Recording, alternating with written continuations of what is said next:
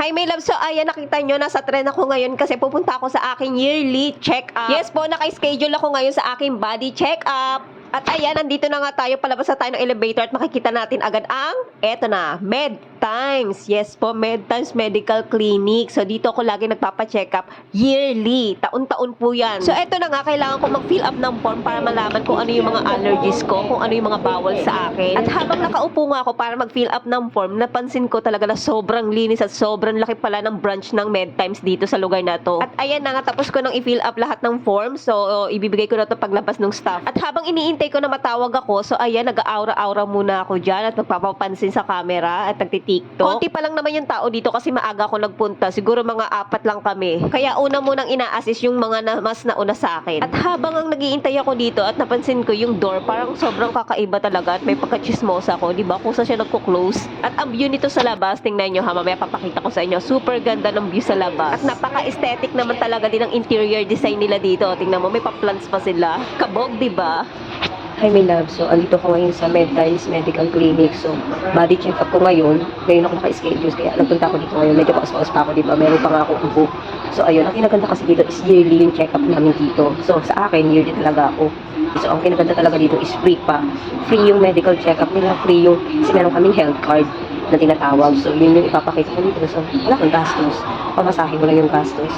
So, yun ang kinaganda dito kasi yearly yung check-up. So, syempre, di ba, meron tayong mga early signs na baka mamaya may diabetes ka na, may cancer ka na, may mga bukol-bukol ka rin dyan sa katawan mo, di ba? So, hindi naman natin masasabi yun. Kaya, ang kinaganda talaga is taon-taon check up ka. Yun lang ang kinaganda talaga dito. Hindi na kasi tayo pabata, di ba? Patanda tayo ng patanda. So, syempre, may mga nararamdaman na din tayo sa katawan natin na hindi natin alam na kailangan talaga ng laboratory check-up or ng mga x-ray, mga kaya ultrasound, mga kaya lalo na sa babae, di ba? So, ayun.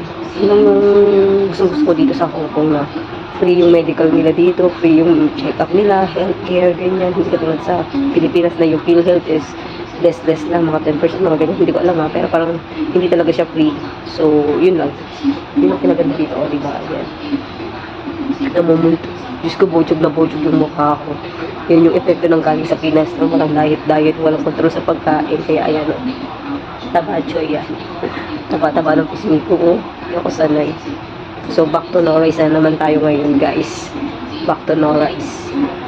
So, waiting ako ngayon, kasi may ibang mga nauna sa akin. 10 talaga yung schedule ko. Kaso dumating ako mga 10:30. Dinala ko dito yung Filipino time.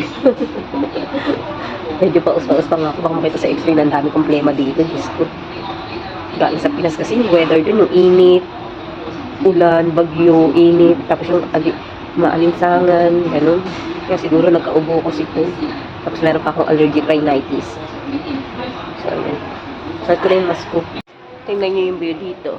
Ito yung view ng Med Times. Sobrang linis, sobrang laki, sobrang, ayan. Talagang kabog ang interior design dito sa loob. Tingnan nyo yung view. Tingnan nyo yung view sa labas. Oh, malapit lang ako sa AI. AIA. Ang ganda ng view.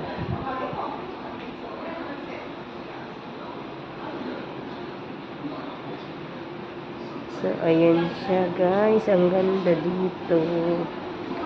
Mala hotel.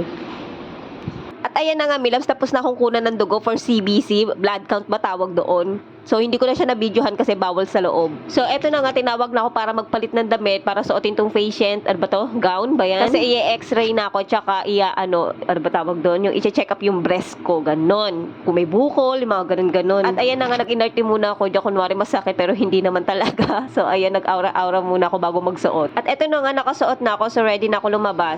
At dahil hindi pa nga tapos si Doc doon sa isa niyang patient, so umpo muna ako dito saglit, tapos nagbibideo-video lang ako. Meron akong isang kasama dyan, so medyo behave lang ako konti para hindi halata. Buti na lang ando siya sa kabilang side, kaya medyo malayo-layo sa akin, kaya nakakapag-video ako konti. At ayan na nga, tapos na ako sa full body check-up ko ngayon. So ayan, nakaupo na ako sa labas. Alam nyo ba dito, pwede ka magtsaa, pwede ka magkape, at pwede ka rin humingi ng tubig. Meron sila dyan nakalagay ng mga baso. Pero kasi ako may sarili akong tumbler. Lagi ko yan dala every time na aalis ako para may sarili akong tubig. At saka lagi ako nauha kasi nga, di ba, lagi akong may ubo, lagi akong minsan sinusumpong ng allergic rhinitis ko, kaya lagi ako talagang may tubig. So, eto na, pauwi na ako, may love, pero may dadaan lang ako saglit.